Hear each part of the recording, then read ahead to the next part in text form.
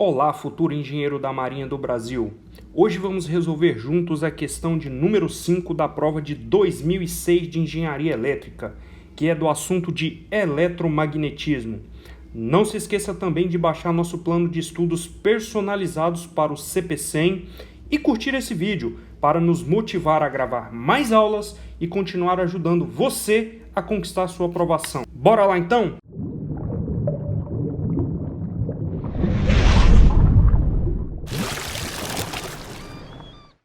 Recomendo que você tente fazer a questão. Depois que você resolveu, volte aqui e olhe como que nós resolvemos. Vou deixar aqui. Tecnicamente, em engenharia elétrica, esse tipo de questão a gente não vê na disciplina de eletromagnetismo, e sim em circuitos eletromagnéticos. Em circuitos magnéticos, para ser mais preciso, que é uma matéria que às vezes você vê ela ali antes de transformadores e motores, às vezes uma matéria separada ou juntamente ali com a matéria de transformadores.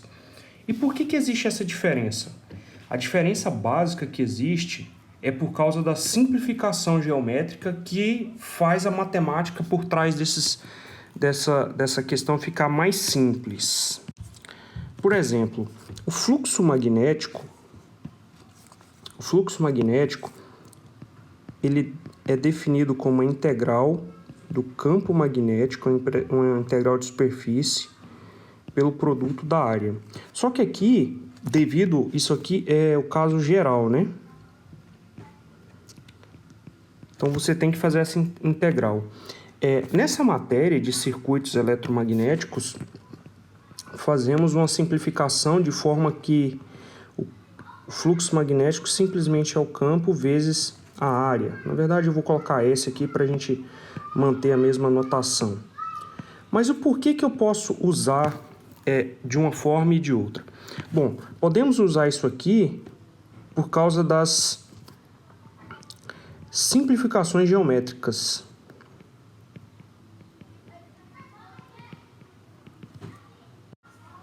Então a gente pode usar isso por causa das simplificações geométricas.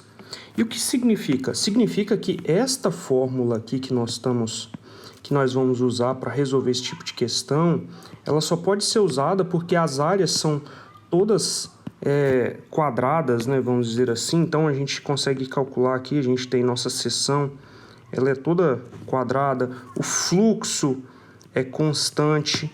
Por isso que nós podemos usar esse tipo de simplificação, tá ok? E esse tipo de questão também existe um paralelo com circuitos elétricos e circuitos eletromagnéticos.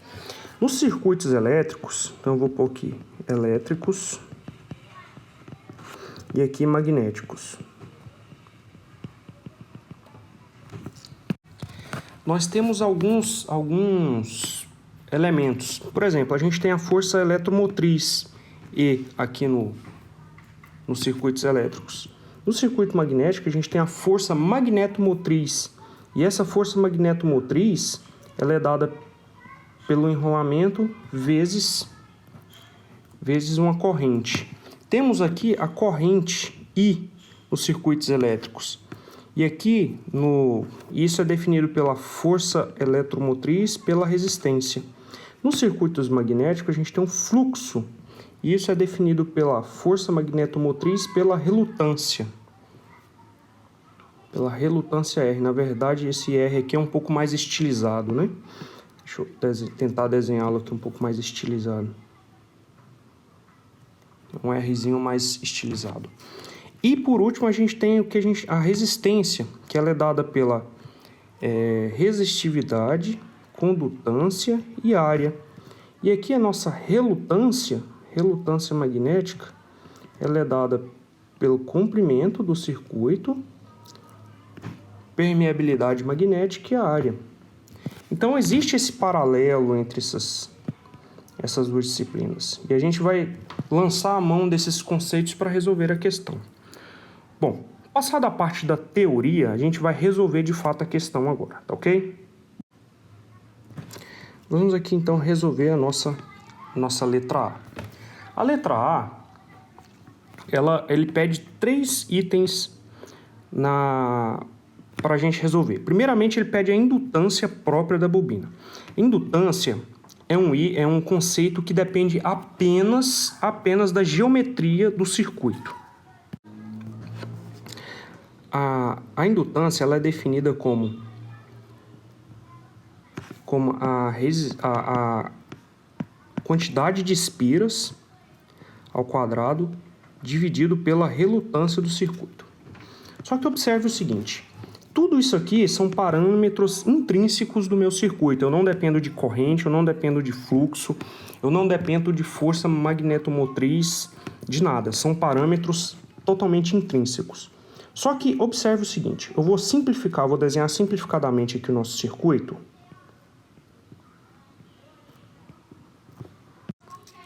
Bom, tá aqui o nosso circuito. Vamos entender o que seria a relutância nesse circuito.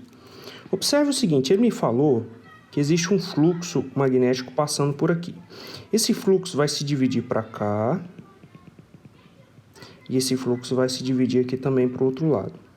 A relutância, ela depende apenas de parâmetros intrínsecos, certo?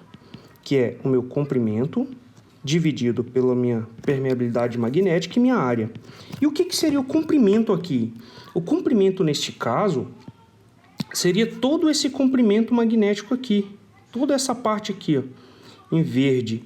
E aqui também. Na verdade, aqui a gente teria que fazer uma relutância equivalente, que ela é dada por essas duas relutâncias. Teríamos algumas relutâncias aqui, que não é o caso agora. E a área é constante. Então, a gente poderia calcular dessa forma. Então, eu vou deixar aqui a princípio, tá ok? Bom, se lembra quando a gente fez o paralelo entre circuitos elétricos e magnéticos? Então, a nossa força magnetomotriz, que é o número de espiras vezes a corrente, ela tem que ser igual à minha relutância vezes o meu fluxo, correto? Então, quem é minha relutância? Minha relutância, ela é igual número de espiras vezes a corrente sobre o fluxo. Então, nós podemos pegar essa equação aqui, que a gente deduziu, e substituir aqui nessa fórmula, em vez de calcularmos de forma através de todos os parâmetros. Então, a gente tem aqui nossa indutância, número de espiras ao quadrado, dividido pela relutância, então vai dar N vezes I, o fluxo está dividindo, então ele passa multiplicando. Então, isso aqui vai dar que é número de espiras, fluxo, vezes a corrente. Então, a indutância própria da bobina 1, ela é igual ao número de espiras vezes o fluxo dividido pela corrente. E quem que é o fluxo? O fluxo magnético é o campo magnético vezes a área. A gente tem todos esses parâmetros. Aqui foi dado que é 1 tera e a minha área também foi dada, que é 2 centímetros vezes 1 centímetro. Isso aqui é 2 vezes 10 a menos 4 metros, ok? Então, a gente pode substituir aqui. O nosso N é 100 vezes 2 vezes 10 a menos 4 metros, dividido pela corrente, que é 0,5. Isso aqui vai ser igual a 0,04 Henry, ou 40 mH. Essa é a primeira parte da letra A. Bom, vamos responder agora a segunda parte, que ele pede a indutância própria da bobina 2. Mas repare que a corrente da bobina 2 ela é 0 ampere. Isso significaria que minha indutância 2 tenderia aqui ao infinito? Isso aqui tenderia ao infinito? Lembre-se que, quando lá no início do circuito, da questão, a gente falou que a indutância só depende de parâmetros intrínsecos. Ela não depende da corrente, ela não depende do fluxo. Então, a fórmula que temos que usar é essa primeira aqui, tá? E não essa. Esta segunda fórmula é uma consequência da primeira. Isso significa que, se meu fluxo subir, a minha corrente também tem que subir. Se meu fluxo diminuir, a minha corrente tem que diminuir. Mas repare o seguinte, a minha corrente, minha bobina 1, ela é percorrida por uma corrente. Isso significa que ela vai induzir uma corrente aqui na bobina 2. Se ela vai induzir, então existe uma corrente. A gente não precisa calcular essa corrente. Repare o seguinte, se eu tenho aqui o meu circuito magnético,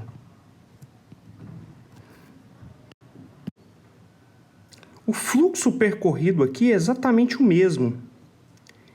O fluxo magnético aqui percorrido é o mesmo. E também a relutância, porque a geometria não mudou, a geometria é a mesma. Então a gente pode deduzir que a relutância para a bobina 1 ela é igual à relutância para a bobina 2. Isso significa o seguinte, indutância não é igual ao número de espiras ao quadrado sobre relutância, então a bobina 1 ela é igual ao número de espiras da bobina 1 ao quadrado sobre a relutância. A bobina 2 ela é o número de espiras da bobina 2 dividido pela relutância. Combinando essas duas equações, eu tenho que número de espiras 1 ao quadrado sobre a relutância 1 é igual ao número de espiras da bobina 2 dividido pela indutância da bobina 2. E, por consequente, a minha indutância própria, bobina 2, ela é igual à indutância da bobina 1 vezes o número de espiras da bobina 2 ao quadrado sobre o número de espiras da bobina 1 ao quadrado. Então, colocando aqui em cima só por questões de espaço, a gente já havia calculado a bobina número 1, que é 0,04, vezes o número de espiras da bobina 2 é 200, dividido por 100 ao quadrado. Portanto, minha indutância 2 ela é igual a 0,16 Henry, que é 160 mH. Está aí calculado a parte 2 da nossa letra A. Continuando agora a nossa terceira e última parte da letra A, repare o seguinte. Aqui no meu circuito, o fluxo que passa aqui no meio, ele é 2 vezes 10 a menos 4 Weber, certo? Só que repare que ele vai dividir para cá e a outra metade vai vir para cá. Por que metade? Porque nosso circuito aqui ele é simétrico, tá ok? Então eu já estou assumindo que metade vai vir para cá e a metade vai vir para cá. Então, qual é o nosso fluxo? O fluxo que passa pela bobina 3. Eu vou pôr o fluxo 1,3 aqui. Ele vai ser igual a 1 vezes 10 a menos 4 Weber. E o que isso significa? É o fluxo que eu tenho aqui minha bobina 1, é o fluxo criado pela bobina 1 que vai alcançar minha bobina 3, ok? É o fluxo que sai aqui, gerado pela minha bobina 1, que vai atravessar a bobina 1. Esse é o princípio do transformador. Ou seja, esse fluxo gerado pela minha bobina aqui 1, que está no meio, ela vai percorrer todo o circuito magnético, vai chegar aqui na minha espira número 3 e vai gerar uma tensão aqui. Se existe um fluxo passando aqui, a gente pode calcular esse link magnético ou indutância mútua que existe entre uma e outra. Ou seja, é mais ou menos calcular a tensão, a tensão que seria gerada aqui devido a essa corrente estar atravessando o circuito. Isso é o princípio da indutância mútua. A gente não está calculando a corrente diretamente, mas a gente quer calcular qual grau de link, né? Quanto de fluxo magnético vai atravessar essa bobina. Então, como que a gente calcula isso?